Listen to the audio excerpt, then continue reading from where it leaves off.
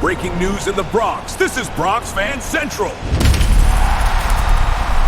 Today, you're going to find out what's really holding up the biggest trade of the season in the Bronx. You already know panic has set in after 7 straight losses, but the front office is still playing its cards close to the vest. There's one detail, though, that changes this entire story. The media has been shining the spotlight on the embarrassing sweeps at the hands of the Boston Red Sox and the Detroit Tigers. This team looks completely lost on the field, and the August 3rd trade deadline is breathing down the front office's neck. Everyone knows the catcher position has become a black hole in the lineup, dragging down the offense in the biggest moments. The question is, why is the front office frozen? And that's exactly where everything started to change. The name Hunter Goodman of the Colorado Rockies has exploded into the rumor mill. A 26-year-old catcher crushing home runs in the National League would be the perfect addition to ignite Yankee Stadium. The Yankees have exactly the prospect capital needed to get a deal done, but insiders are revealing a quiet fear of disrupting the chemistry of the best pitching rotation in baseball. But when you look at the numbers, the situation becomes even more alarming. Is dragging down the offense with a .153 batting average and a disastrous .488 OPS. Right now, he's an offensive liability in our lineup. On the other side, Goodman has 26 home runs and an outstanding .853 OPS. The math couldn't be clearer. This team has the opportunity to replace an offensive black hole with a legitimate run-producing machine. I look at that massive gap in production, and I simply can't understand this front office's paralysis. And these numbers reveal something almost nobody is talking about. This conservative, overly cautious mindset reminds me of some of the biggest failures of the Brian Cashman era. I've been saying this for years. Being terrified of trading top prospects costs teams World Series championships. Using the pitching staff's chemistry as an excuse is nothing more than a convenient way to hide the fear of paying the price for real talent. After all, Goodman is under team control for 3 more seasons beyond 2026. They're willing to watch this offense sink and see their lead in the American League East disappear instead of taking control of the trade market. Watching this level of passivity is beyond frustrating. In my opinion, this is where the real problem begins. The mainstream media wants you to believe the biggest move in August will be getting injured players back. They're pushing the weak narrative that Aaron Judge, Giancarlo Stanton, Trent Grisham, and pitcher Max Fried are the Yankees' real trade deadline additions. I think that's a joke.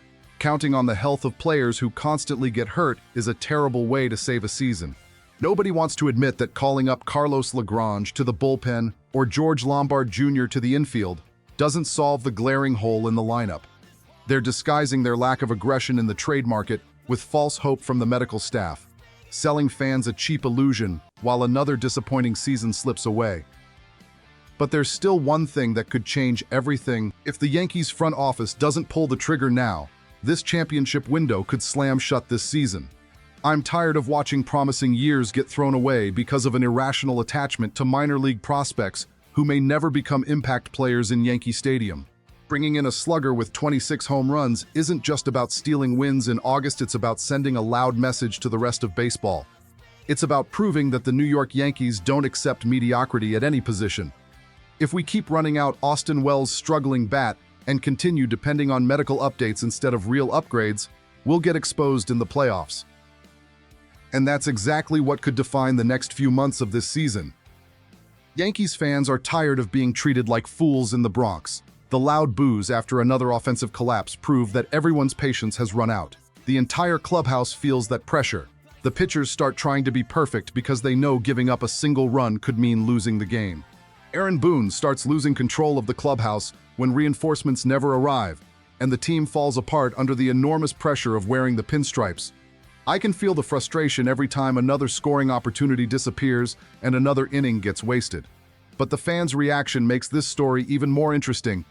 The next 30 days will determine whether we're celebrating another championship in November or sitting through another long winter filled with excuses. I see 2 very clear paths ahead. Either Brian Cashman finds the courage to send a package of prospects to Colorado and brings Hunter Goodman to light up the Bronx, or we embrace failure and watch another rival lift the trophy while celebrating Aaron Judge's return in the middle of August. Time is running out. And now there's one important question. Look at me for a second. Forget everything those front office-friendly reporters keep saying on television. If you were sitting in the general manager's chair today with the season on the line, would you trade away top prospects to get the bat this team desperately needs? Do you honestly believe the Yankees can save their season just by getting injured players back? I want to know what you would do. The biggest lesson baseball history teaches us is simple. Great dynasties are never built by being afraid of the trade market. I truly believe that teams unwilling to bleed in July negotiations end up bleeding on the field when October's biggest games arrive. And that's the real lesson this story leaves behind. Let me know your thoughts in the comments. Smash that like button, subscribe to the channel if you haven't already, and I'll see you in the next video. Take care.